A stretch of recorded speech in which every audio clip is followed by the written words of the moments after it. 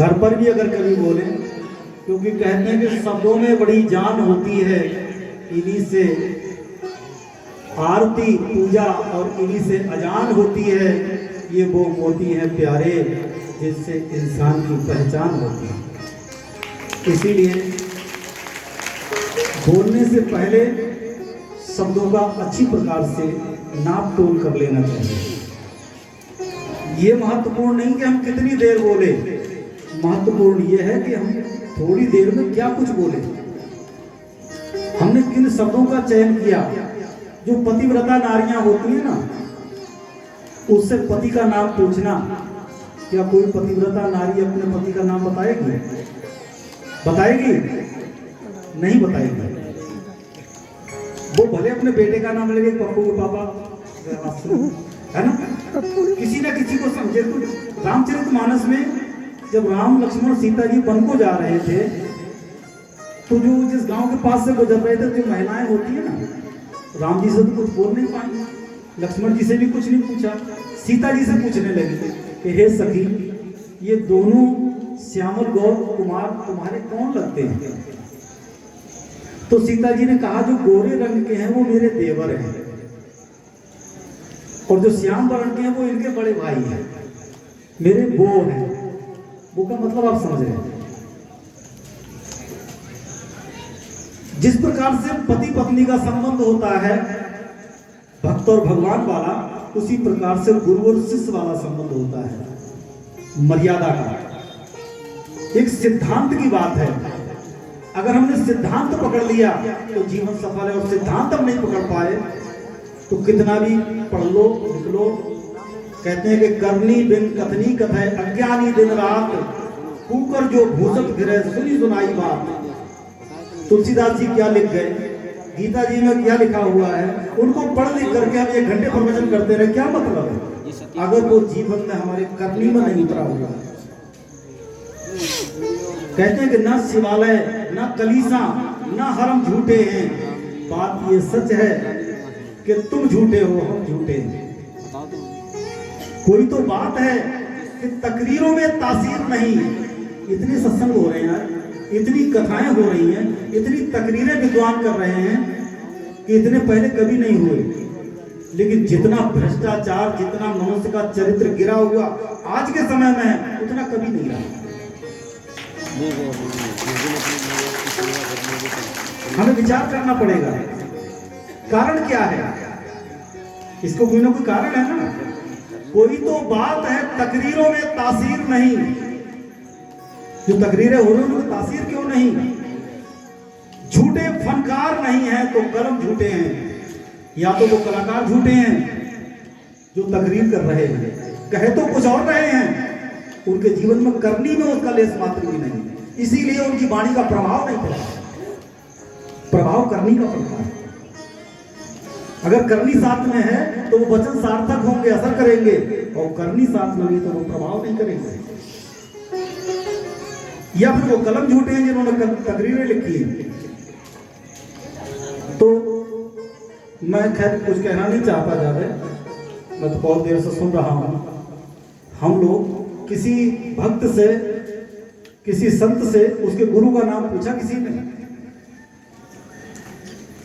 तो वो कहने लगा कि मेरे गुरु का नाम प्रातः स्मरणीय अखिल ब्रह्मांड नायक श्री सद्गुरुदेव भगवान। वो उनको संबोधन बोलता रहा। वो 10 मिनट हो गए, वो उठ करके चला गया। अरे सद्गुरु का नाम अपनी जुबान से कैसे करके ले सकते हैं? ये मर्यादा का उल्लंघन हो जाएगा, सिद्धांतों का उल्लंघन हो जाएगा। और मैं देख रहा हूं इतनी देर से गुरुओं का नाम बगैर किसी संबोधन के, बगैर श्री, बगैर स्वामी लगाए लिए चले जा रहे हैं। ये कहां की हमारी भक्ति, कहां की हमारी निष्ठा, और कहां की हमारी श्रद्धा है? संसार के किसी भी व्यक्ति का अगर मंच से संबोधन करते हैं तो उसके नाम के आगे श्री लगा देते हैं, और संतों के नाम के आगे तो स्वामी लगाना चाहिए, और भी कुछ लगाना चाहिए। वो सब कुछ गायब है। इससे पता लगता है कि गुरुओं ने शिक्षा कौन सी दी है। जैसे बच्चे के आचार विचार देख करके माता पिताओं की शिक्षा पता चल जाता है कि संस्कार कैसे मिले हैं। ऐसे ही कुल का, वंश का, मर्यादा का, गुरुओं के घराने का पता चलता है। इसीलिए हम शब्दों का वो चयन करें कि ताकि हमारे गुरुओं का घराना बदनाम ना हो जाए। हमारी बेइज्जती हो जाए कोई बात नहीं, लेकिन मेरे गुरु की बदनामी ना हो जाए। ऐसे शब्दों का हमको चयन करना चाहिए। आप श्रीमद् भागवत पढ़ के देखना, श्री सुखदेव जी ने पूरी भागवत में कहीं पर भी राधा रानी का नाम नहीं लिया।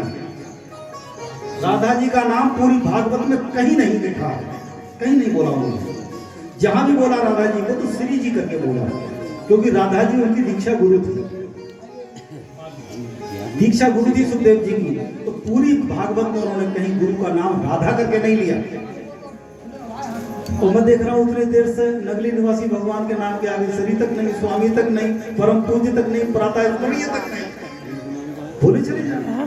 ज्यादा गुरुदेव भगवान के महान नाम के आगे कुछ नहीं लगा रहे। अच्छा चलो वो चीज को छोड़ो, अब मुख्य बात पे आते हैं जिसके लिए इस सत्संग में हम लोग बैठे हैं। क्योंकि ऐसा ना नीम बहुत कड़वा होता है। मेरे को एक बार जो बुला लेता है जल्दी दोबारा बुलाता नहीं, तो मैं पीठ पीछे कुछ बोलता नहीं, सामने ही बोलता हूँ। जैसे विदुर जी थे ना, सांच और कांच, सांच और कांच चुभते बहुत हैं और दर्द भी बहुत करते हैं, है ना। जैसे कांच अगर जरा लग जाए तो दर्द करता है, ऐसी सांच भी चुभता है। मैं आप सबसे ये पूछना चाहता हूँ कि आप सब गुरुमुख हैं कि इनमें कुछ गुरुमुख हैं कुछ मनमुख हैं? जिन जिन गुरुओं से नाम दीक्षा ले रखी है वो हाथ उठाओ। वाह वाह,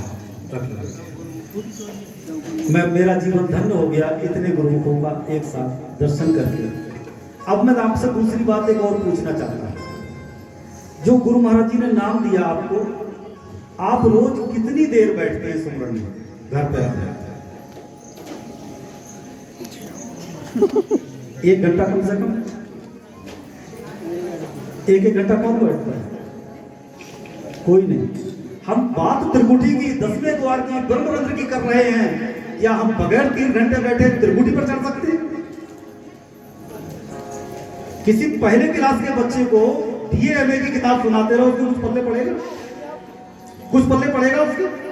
है तो वो सत्य, लेकिन बहुत ऊंचे क्लास की वो शिक्षा है। इसलिए उचित शिक्षक वो होता है जो कायदे के बच्चे को छोटा से अनार और बड़े से आम पढ़ाना सिखाए, ना कि वो बीए एमए की किताब देकर उसको पढ़ाने लगे अपनी योग्यता दिखाने के लिए। मैं इतना योग्य शिक्षक वो है जो बच्चे की उंगली पकड़ करके वहां तक ले जाए, पीढ़ी दर पीढ़ी। अभी आप जब 1 घंटे तक नहीं बैठ रहे तो आप त्रिकुटी से ऊपर जाने की बात सोच भी कैसे सकते हैं? ये कोई बोलने का सुनने का विषय नहीं है, ये वाणी का विषय है ही नहीं, ये करनी का विषय है, करनी का विषय है। जब आप 15 मिनट एक आसन पर नहीं बैठ पा रहे तो आप त्रिकुटी से ऊपर ब्रह्मरंध्र में जाने की सोच भी कैसे सकते हैं? ये बोलने का विषय नहीं है, ये समझने का विषय है, ये विचार का विषय है। जैसे देखिए कितने हिंदू देखे, सिख देखे, मुस्लिम देखे, ईसाई देखे, इंडियन देखे, अंग्रेजन देखे, अमेरिकन देखे, फ्रांसीसी देखे, जापानी देखे, चाइनीज देखे, राजा से लेकर के रंग तक देखे। उनके भगवान अलग अलग हो सकते हैं, उनकी पूजा पद्धतियां अलग अलग हो सकती हैं, उनके खान पान अलग अलग हो सकते हैं, उनकी भाषाएं अलग अलग हो सकती हैं, लेकिन उनको तलाश सबको एक ही चीज की, तलाश सबकी एक ही है। भगवान भले अलग अलग हैं, खान पान भी अलग अलग है, पूजा का तरीका अलग अलग है, सब कुछ चेंज है, लेकिन तलाश सबको एक ही चीज की है। वो तलाश क्या है? वो तलाश क्या है? तलाश क्या है? आप किस चीज की तलाश में आए सत्संग में? परमात्मा की तलाश में कोई नहीं आता माता, ये झूठ है। परमात्मा की तलाश में कोई नहीं आता, भगवान के दरवाजे भी नहीं जाता भगवान की तलाश में कोई लाखों करोड़ों में एक आध जाता है। हर व्यक्ति को तलाश है सुख की, सुख सभी को चाहिए, सुख सभी से चाहिए, सुख सब जगह चाहिए, इसके विपरीत दुख किसी को नहीं चाहिए। दुख किसी से भी नहीं चाहिए, दुख कहीं भी नहीं चाहिए। कोई एक बंदा दिखा दो जिसे दुख की तलाश ना, सबको सुख चाहिए। ये जितने लड़ाई झगड़े द्वंद फसाद हो रहे सुख के चक्कर में तो हो रहे, स्वार्थ के चक्कर में तो हो रहे। सुबह से लेकर के शाम तक, बचपन से लेकर के बुढ़ापे तक परिश्रम भी व्यक्ति इसीलिए करता है कि मैं सुखी हो जाऊं। कोई दुखी रहने के लिए मेहनत तो नहीं करता, कोई करता है दुखी रहने के लिए मेहनत? बोलो ना। सब सुखी रहने के लिए मेहनत करते हैं, पूरा जीवन परिश्रम करते हैं। पूरा जीवन परिश्रम करने के बाद भी क्या जिस सुख की तलाश हमको थी वो सुख मिला? अब एक सवाल है, क्या वो सुख हमको मिला जिसकी हमको तलाश थी? मिला? बोलो ना। जवाब यही मिलेगा कि नहीं, अभी तलाश जारी है, अभी उस सुख की तलाश जारी है। बाल भये जग में जन्मे, जब बाल भये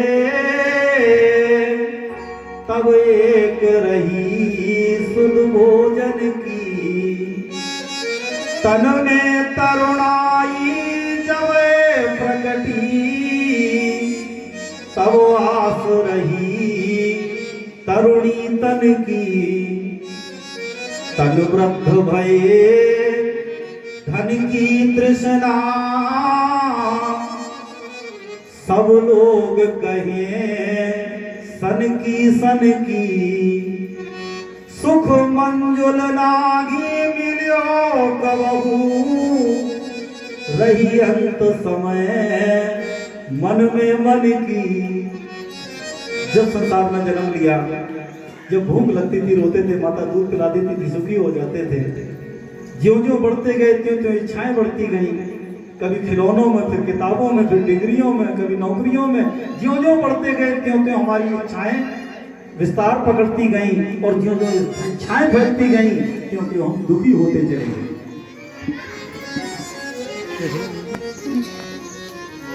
बचपन में किताबों और खिलौने से फुर्सत नहीं, जब जवानी आई तो जीवन साथी की तृष्णा सताने लगी। जीवानी की जवानी से बड़ी तो कोई बीमारी है ही नहीं, सारी बीमारी तो वहीं से शुरू हो गई। जब बुढ़ापा शुरू हो गया तो जवानी वाली बीमारियां तो शांत हो गई। अब धन की तृष्णा सता रही है। बुढ़ापे में बूढ़ा व्यक्ति ये सोचता है कि मोहल्ला के सब मर जाए, सबकी दौलत मेरे नातियों के घर में आ जाए, इतनी हवस उसको हो जाती है। तभी वो तो रात के 4 ही बजे से सोई बहुओं को, बेटों को टिक टिक टिक टिक करना शुरू कर देता है। बेटे कहते हैं पटिया सरिया गया, पागल हो गया। तन वृद्ध भये धन की तृष्णा, सब लोग कहें सन की। जिस सुख की तलाश में पूरा जीवन लगा दिया, अंत समय रोते हुए संसार से चल दिया, वो सुख उसके तलाश उसकी साथ ही चली गई। आखिर वो सुख मिला क्यों नहीं? पूरा जीवन सुखी रहने के लिए परिश्रम किया, क्यों नहीं मिला सुख? संत कहते हैं वो सुख की तलाश तूने गलत दिशा में की। तूने गलत दिशा का चयन किया। जहां सुख था नहीं वहां तू सुख तलाश करने लगा, और जहां सुख था वहां पर तूने कभी ढूंढने का प्रयास नहीं किया। भगवान राम के लिए वशिष्ठ जी उपदेश देते हुए कहते हैं, ये झूठन सकल पसारा, जिम मृग तृष्णा जल सारा रे। ये झूठन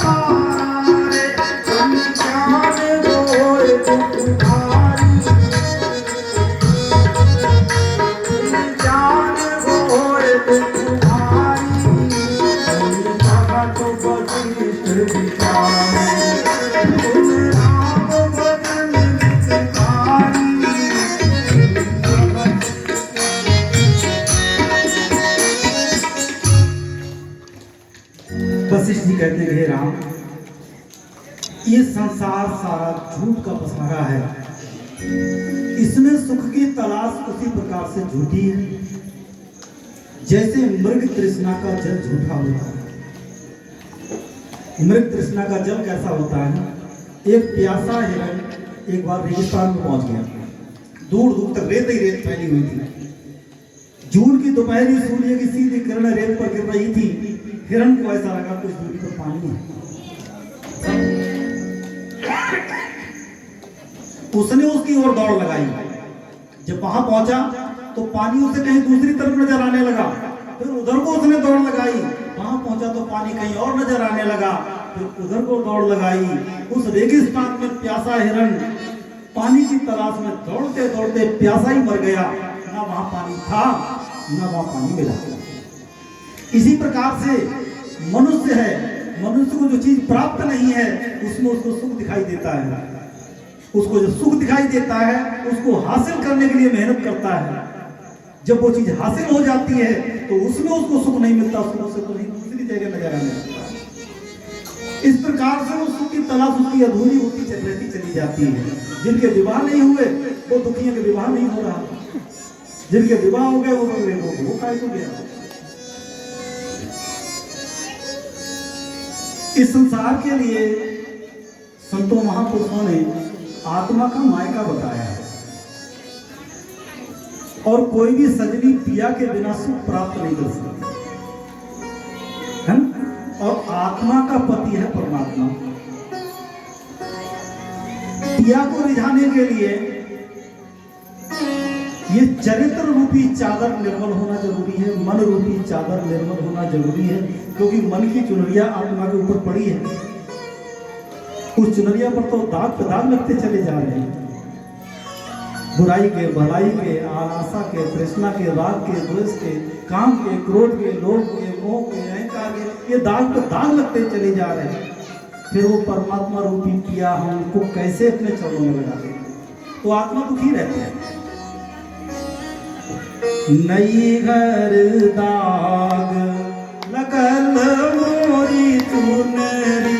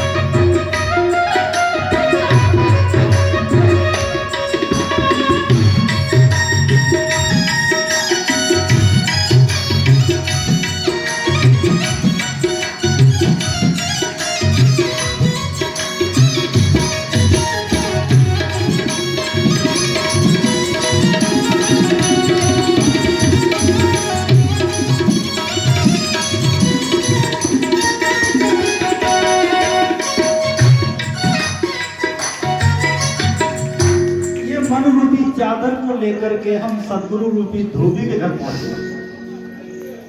धोबी के घर पहुंचे, कपड़ों में दाग लग जाता है तो धोबी के घर जाके दाग छूट जाते हैं। और जिस कपड़े में धोबी के घर भी दाग लगा रहा वो कहीं नहीं छूट सकता, पक्का दाव होता है। पूरा जीवन गुजर गया सत्संग में आते जाते, सदगुरु के चरणों में आते जाते, लेकिन इस मन रूपी चुनरिया में निर्मलता नहीं आई, वो काले बनी रही, मन काला ही बना रहा। क्यों क्यों मन निर्मल नहीं हुआ? कि शरीर तो हमारा गया कहां?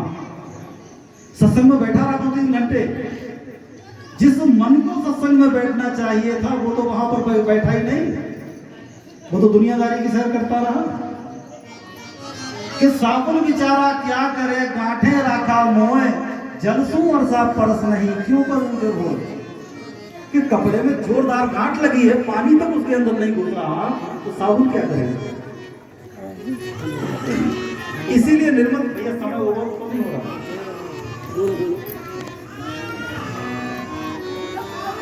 कौन सा भजन कर रहा था? नहीं हरदा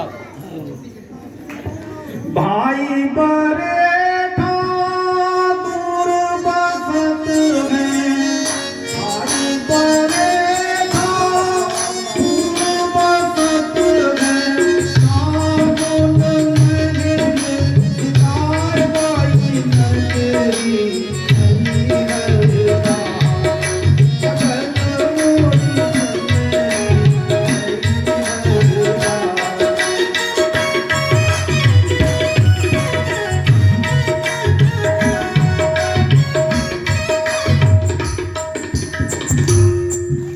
सदगुरु रूपी धोबी तो सामने बैठा है। इस पद में ये क्यों कह रहे भाई बरेठा दूर बसत है? कि उनका शरीर तो सामने रखा है, लेकिन जिस धाम से उनकी वाणी उतर के आ रही है वो सचखंड बहुत दूर है, बहुत दूर है। कई कई जन्मों का फासला लग जाता है, कई कई जन्म लग जाते हैं साधना करते, तब सचखंड तक पहुंच होती है साधक की। और उस धाम में जाने के लिए ये अनिवार्य शर्त है कि निर्मल रूपी चुनरिया निर्मल होनी चाहिए। जब तक चादर निर्मल नहीं होगी वो, तब तक उस धाम में पहुंच नहीं हो सकती। तो साबुन महंग बिकाए बाई नगरी, तो साबुन बहुत महंगा मिलता है चादर को निर्मल करने वाला। अब आप कहोगे गुरुजी ने राम नाम का साबुन तो फ्री दे दिया था, आप कह रहे थे महंगा बहुत है। गुरुजी ने साबुन आपको फ्री दे दिया था, लेकिन जितनी देर वो राम नाम का साबुन मन रूपी चादर पर आप लगाएंगे, उतनी देर के लिए आपको घर परिवार, स्त्री पुत्र, मकान दुकान, जमीन जायदाद, सारी दुनिया आपको भूलनी पड़ेगी, सारा संसार आपको कीमत में देना पड़ेगा, तब वो साबुन चादर पर अपना काम करेगा। तब मन को वो चादर पर साबुन, राम नाम का साबुन लगेगा। उससे पहले नहीं लग सकता, क्योंकि मन तो उसमें लग ही नहीं रहा। बैठे थे घंटे 100 मिनट में, मन अपने पक्ष में 5 मिनट भी नहीं रुका। साबुन महंग बिकाए बाई नगरी, उस नगरी में पहुंचने के लिए साबुन बहुत महंगा है चादर को निर्मल करने वाला। पहने ओढ़ गोरी चली ससुरारी,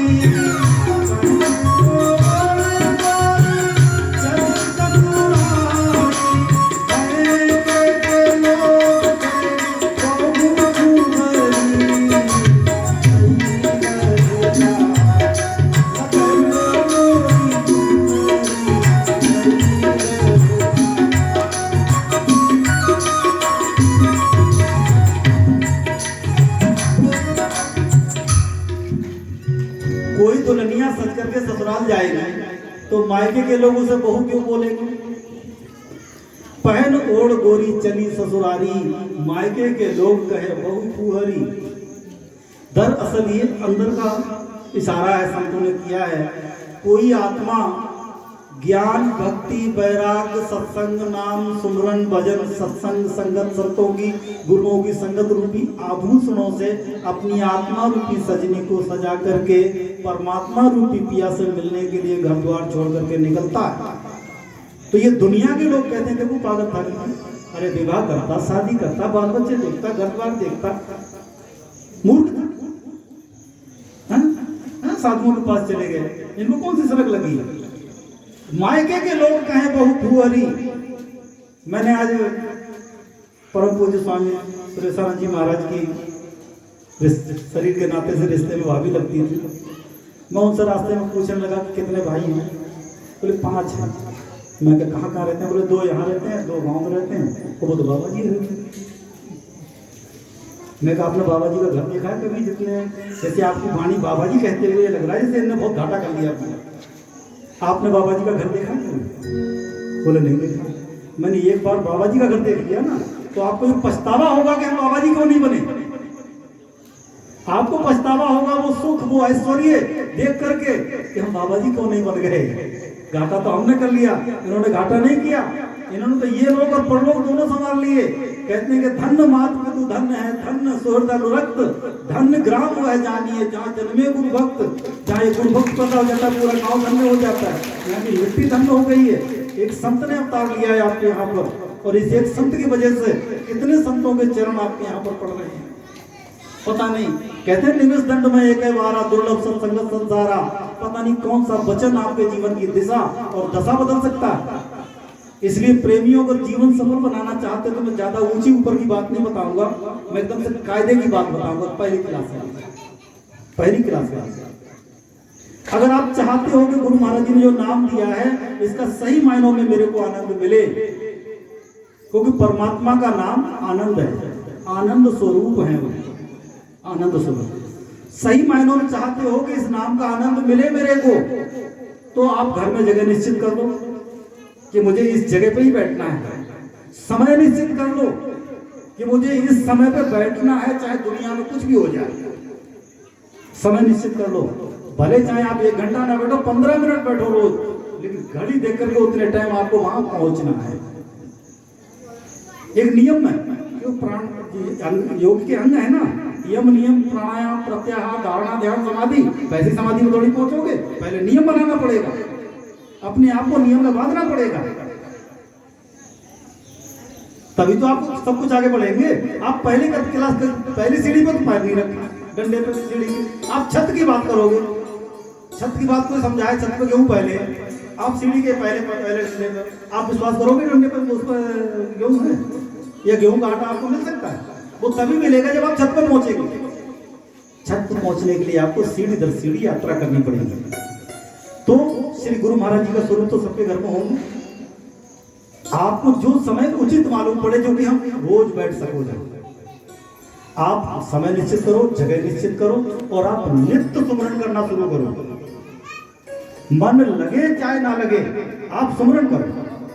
तो जिस जगह आप बैठेंगे, आपके शरीर से वो साधना की जो परमाणु निकलेंगे ना, जो तरंगें निकलेंगी, उस वायुमंडल में वायुमंडल निर्मित करेगी। एक समय वो आएगा, आप जब वहां बैठेंगे, आपका सुमरन अपने आप शुरू हो जाएगा। और जब जिस दिन आपका सुमरन अपने आप शुरू हो जाएगा, उसी दिन से आपको आनंद आना शुरू हो जाएगा। उसी दिन से आपकी आत्मा की यात्रा प्रारंभ होगी, उसी दिन से यात्रा प्रारंभ होगी। फिर आप 10वें द्वार की बात कर सकते हैं, उससे पहले नहीं। इसलिए आपसे करबद्ध प्रार्थना है, जब गुरु चरणों में आए हो